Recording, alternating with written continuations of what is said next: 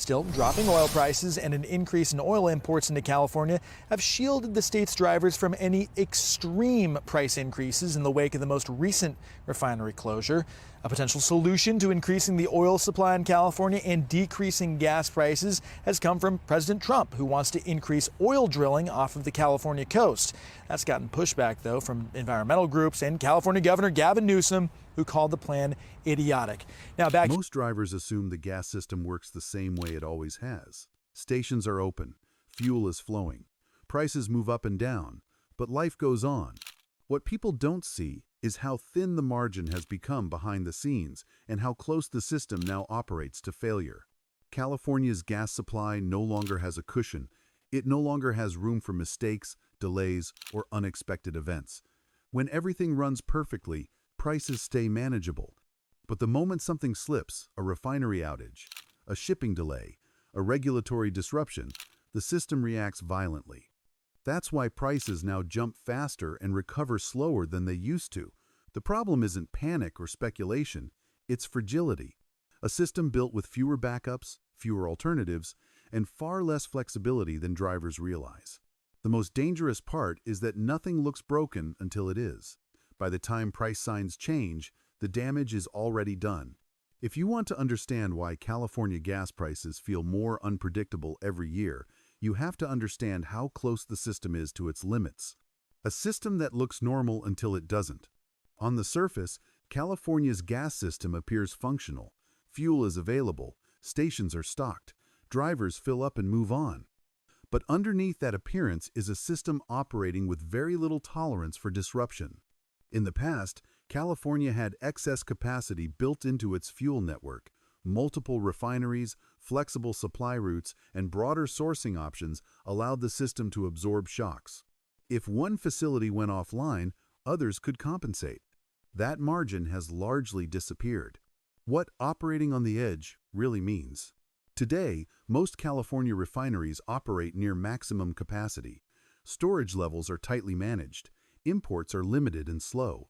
This efficiency may look good on paper, but it comes at a cost. When a system runs this tightly, even small disruptions have large consequences. A maintenance delay, a mechanical failure, or an unexpected regulatory issue can quickly tighten supply. This is why price spikes now feel sudden and severe. The system has no shock absorbers left. The decline of redundancy. Redundancy is what keeps systems stable. In fuel markets, redundancy means extra production capacity, multiple suppliers, and alternative delivery routes. California has gradually lost this redundancy. Refineries have closed or converted. New ones are not being built. Environmental and permitting hurdles make replacement nearly impossible. Each loss may seem manageable on its own. Together, they create fragility. Aging infrastructure raises the risk. Many of California's refineries are decades old. Aging infrastructure requires more maintenance and carries higher failure risk. Planned maintenance already reduces supply temporarily. Unplanned failures reduce it instantly. As facilities age, outages become more likely. And because there are fewer facilities left, each outage matters more. This creates a cycle where maintenance, failure, and recovery increasingly drive price volatility.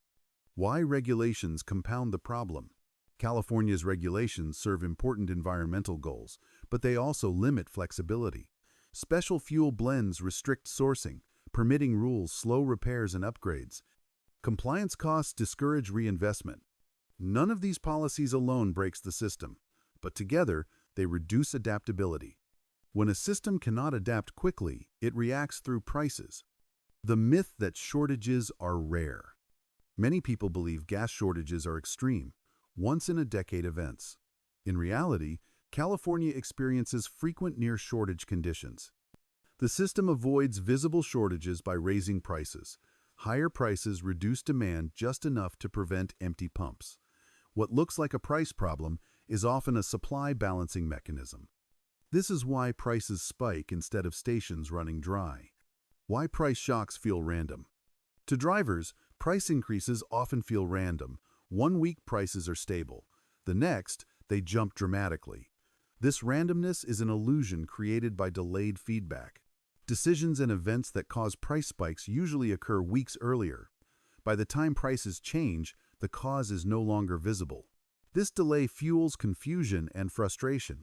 Temporary fixes mask deeper issues. After major price spikes, officials often announce temporary measures. Releases, investigations, or emergency actions may ease pressure briefly. But these fixes do not add capacity, they do not rebuild redundancy, they do not modernize infrastructure. As a result, relief is short-lived.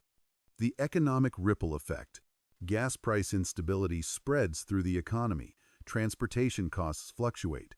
Delivery pricing becomes uncertain. Small businesses struggle to plan. For households, volatility erodes budgeting. Families cannot rely on stable commuting costs. Over time, this uncertainty becomes financial stress. The cost is not just higher prices, it is unpredictability. Why imports cannot stabilize the system. Imports are often cited as a safety valve. In reality, they are constrained by fuel specifications, shipping times, and global competition. Imports arrive too slowly to prevent initial price spikes. They help only after damage is already done. They are reactive, not preventative. The role of market psychology.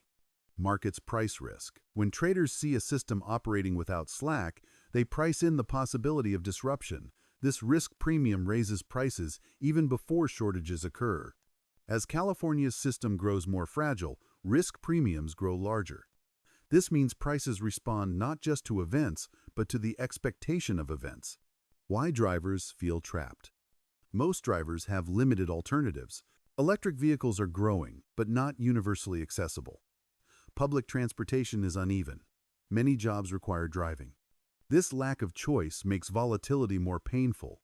Drivers cannot easily opt out of the system. Why stability is harder than ever. Stability requires either more supply flexibility or faster demand reduction. California has achieved neither at the pace required. Supply flexibility has decreased. Demand remains strong. This imbalance guarantees continued volatility. What the system is signaling.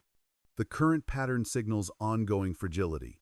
Each price spike is not an anomaly, but a symptom. Without structural change, volatility will continue. What drivers should expect next? Drivers should expect sharp swings rather than smooth declines. Periods of relief will occur, but they will be temporary and vulnerable. Understanding this helps explain why optimism often fades so quickly. California's gas system is not collapsing, but it is operating dangerously close to its limits. When systems run this tightly, failure does not arrive with warning signs. It arrives suddenly. The next price shock will not come from nowhere. It will come from a system that no longer has room to absorb stress. And most drivers won't realize how close it was until the numbers on the sign change again.